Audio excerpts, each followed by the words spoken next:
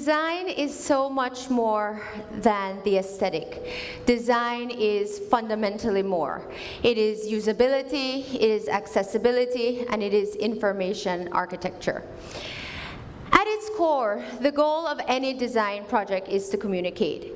And the way the world has changed over the last years has shifted things to what used to be very verbal and written to what is now 93% visual communication. And we live in a world where 65% of the population are visual learners. This new visual industry, as I like to call it, has given us creatives and designers an opportunity to make a difference, to transcend borders, and to develop innovative and socially responsible communication. 10 years ago, I was fresh out of college, as excited as could be. I interned at a design firm right before graduation, and they hired me immediately after. I started Monday after graduation. They were a top retail design firm in the US, 100 designers, and heaven on earth for me. Even in school, we enjoyed a great design society, but until I could live it and work it every day, all day, it was an incredible experience, and I absolutely loved it. As a Belizean, I had the opportunity to apply for an extension of my work visa to do 1 year past graduation. So as that time came, the company was very happy with what I was doing. I loved it, so I was to the moon and back when they asked me if I wanted to stay longer. To give you an idea, in 2016, 618 applications were filed by 63,000 US companies, and 457,000 were certified. Approximately 85% get approved, so the chances are pretty high. So I applied along with many others in the company because this is standard procedure for them. They had people from Asia, Mexico, all over the world. And so when the results came, I was the first. The first to be rejected, that was. And not the first in the group that year. I was the first person ever in the history of the company to have had a H-1B visa extension approved. So, as you can imagine, I was quite devastated. All of a sudden, everything changed. I had no choice. I appealed, the company appealed, we all did the best that we could for me to stay, because that's what my plans were. I didn't have any other plans. So I came home, and all of a sudden, I was removed from this world of everyday design, all day, endless creativity, and I was moved into a space where this sort of industry was quite limited. And so I said, well, what the heck am I going to do? This is what I loved and where I wanted to be and what I wanted to do, and I'm here now.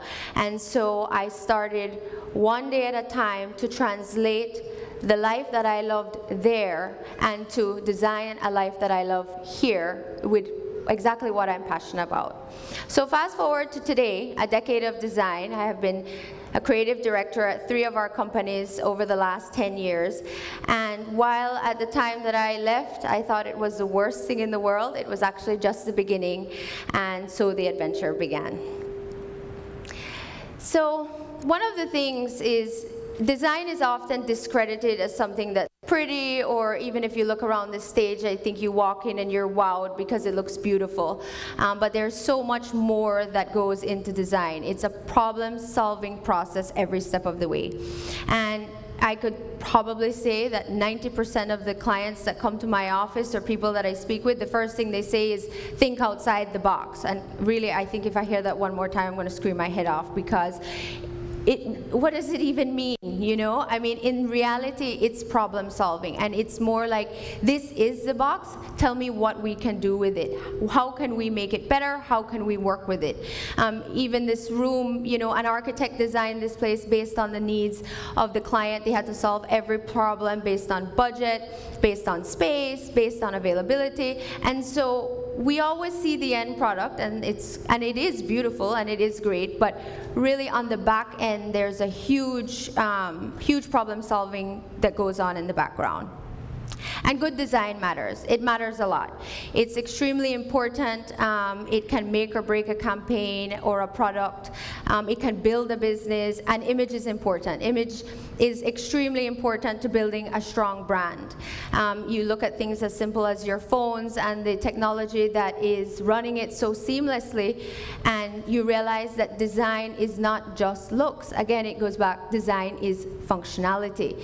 And we can have an example as sophisticated as your cell phone to as basic as a pencil. It's designed for you to write, and it has an eraser at the end of the pole so that you can easily make mistakes and go back and work efficiently. Every single thing is a product of design.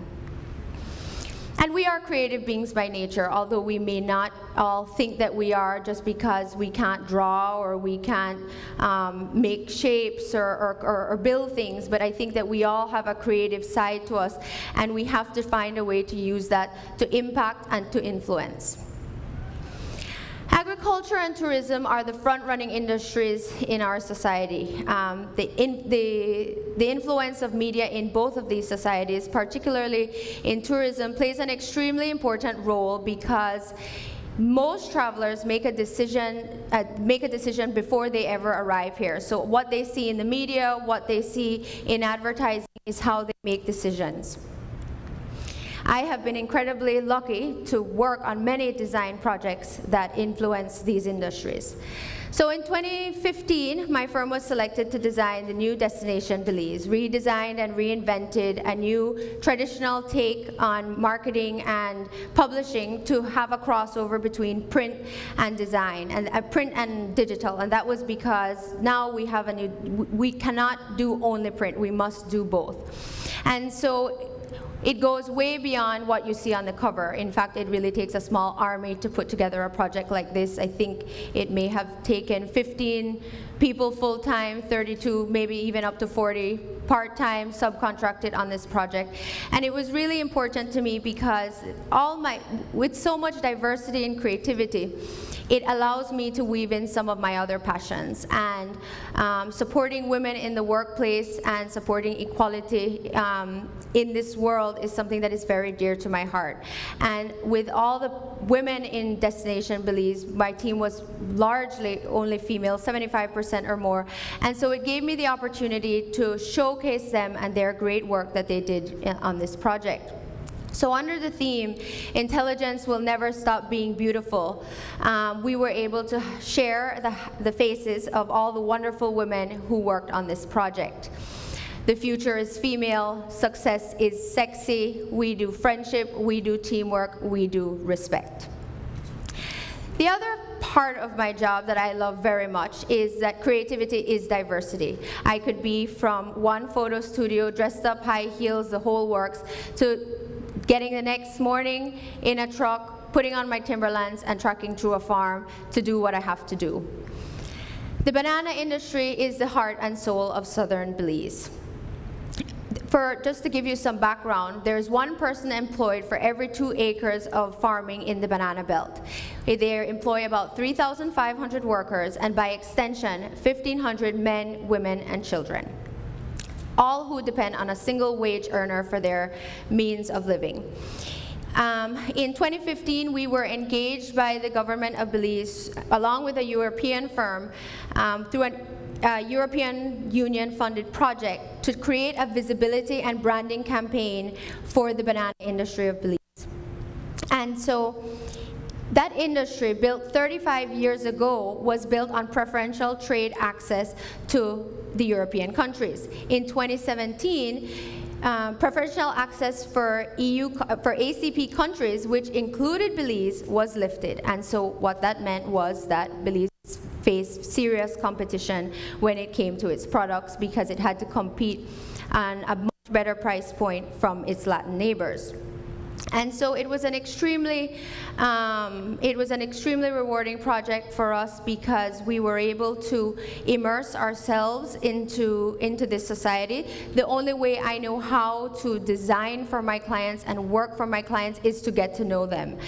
It meant very much spending a lot of time down south, meeting a lot of people, lucky enough to have the people who started this industry 35 years ago available to help us along our way.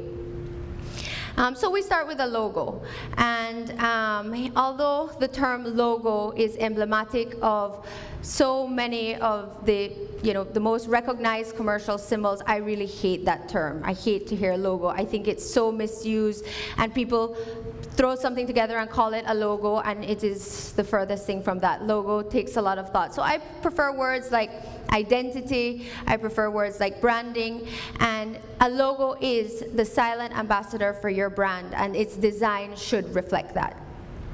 The development of sharing human experiences has a profound effect on people, and it was extremely touching for us to see firsthand the effect that our work and our creativity were having on these societies, and from which the industry tagline was born: improving life one bunch at a time.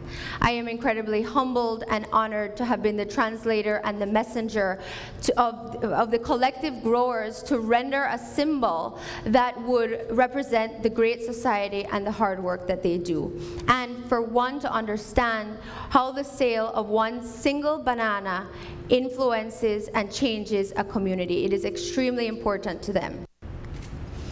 I take my creative responsibility very seriously. I think that it is really an opportunity to encourage people to make a change, to be positive. We now have a voice through visuals, through using social media and all the other platforms that are now available to us. We are really able to make a change, and I feel that we should all do our part in that. I think that everybody has a voice now, and we should use it. And so, with that, I would suggest that I encourage you, with creativity at your core, to design a life you love.